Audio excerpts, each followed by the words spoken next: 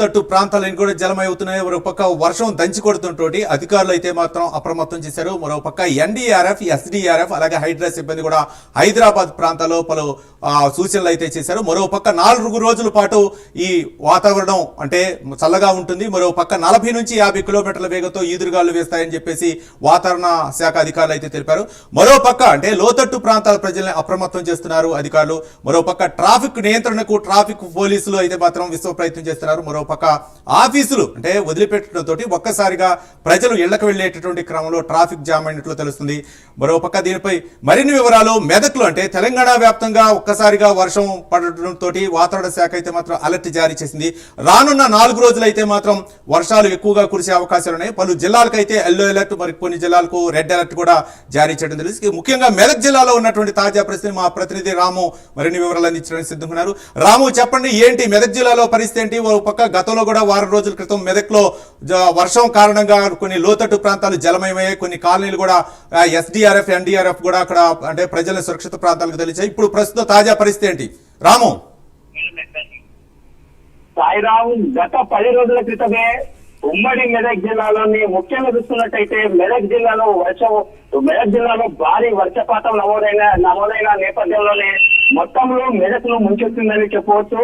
ఈ రోజు కూడా మెదక్ జిల్లాలో ప్రత్యేకంగా ఉమ్మడి మెదక్ జిల్లాలో చూస్తున్నట్టయితే ముఖ్యంగా ఉమ్మడి మెదక్ జిల్లా పట్టణంలోనే ఈ యొక్క భారీ వర్షపాతం ఈ రోజు కూడా నమోదైంది. 13 సెంటీమీటర్లు అతి భారీ వర్షం అయితే ఈ రోజు కురిసినటువంటి పరిస్థితి.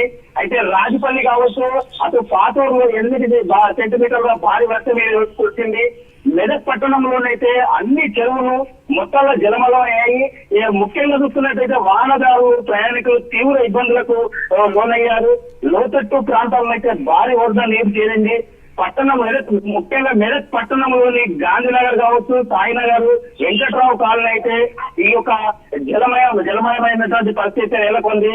లోతట్టు ప్రాంతాల్లో కూడా పూర్తిగా నీరు చేరి అక్కడ ఏదైతే ప్రజలు నివసించేటటువంటి ప్రాంతంలో కూడా రోడ్ల పైన కూడా భారీ వరద చేరడంతో ప్రయాణికులైతే అనేక ఇబ్బందుల పాలయ్యారు.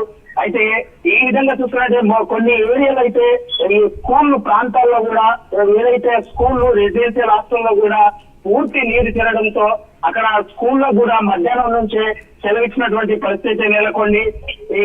ఏదైతే మెదకు, ఎందుకంటే గత 10 రోజుల క్రితమే పూర్తిగా మెదకు నియోజకవర్గాన్ని చుట్టుముట్టేసింది. భారీ వర్షాలతో కొన్ని రోడ్లు కూడా కొట్టుకుపోయినటువంటి పరిస్థితి అయితే ఉంది. ఆ నేపథ్యంలోనే ఈ రోజు కూడా ప్రత్యేకంగా మెదక్లోనే ఈ విధంగా జరగడము ఏదో వింతగా చూస్తున్నటువంటి. ఎందుకంటే రాము, చెప్పండి, గతంలో ఉన్నటువంటి పరిస్థితుల దృష్ట్యా, గతంలో జరిగినటువంటి సంఘటనల దృష్ట్యా అధికారులు ఎలాంటి అలర్ట్ చేశారు? ముఖ్యంగా జిల్లా యంత్రాంగం అంటే జిల్లా వ్యాప్తంగా ఎలాంటి హెచ్చరికలు జారీ చేశారు రాము? అయితే జిల్లా కలెక్టర్ కావచ్చు, జిల్లా ఎస్పీ, జిల్లా అన్ని డిపార్ట్మెంట్లు ఎందుకంటే అక్కడ ఆర్డీఓ డిపార్ట్మెంట్ కావచ్చు, రెవెన్యూ డిపార్ట్మెంట్ వాళ్ళు, ఫైర్ సేఫ్టీ సిబ్బంది కూడా, ఎన్డీఆర్ఎఫ్ బృందాలు కూడా ఎక్కడ అలర్ట్ అయినటువంటి పరిస్థితి ఉంది.